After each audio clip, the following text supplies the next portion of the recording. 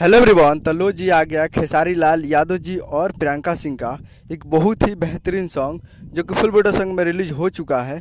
और इस गाने को लिखे हैं पवन पांडे जी और इसमें म्यूजिक दिए हैं कृष्णा बेदर्दी जी। और इस गाने को गाए हैं खेसारी लाल यादव जी और प्रियंका सिंह जी, जो कि आपको स्क्रीन कवर दिखाई दे रहा है। जिस सॉन्ग का टाइटल रखा गया है सरिया खुल जाई, जिसका टाइटल है सरिया खुल जाई। और वीडियो में है खेसारी लाल यादव जी और रति पांडे जी, फिट में है रति पांडे जी।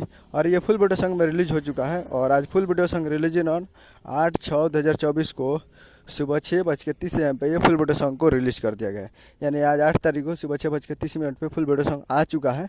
और ये फुल वीडियो सॉन्ग आज एक मूवी का सॉन्ग है, जिस मूवी का नाम है रंग दे बसंती। और इस मूवी का काफ़ी बेहतरीन सॉन्ग है।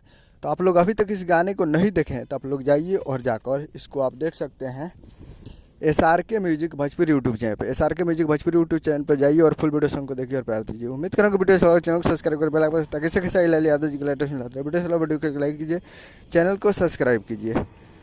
तो मिलते हैं अगले वीडियो में, तब तक के लिए जय हिंद, जय भोजपुरी।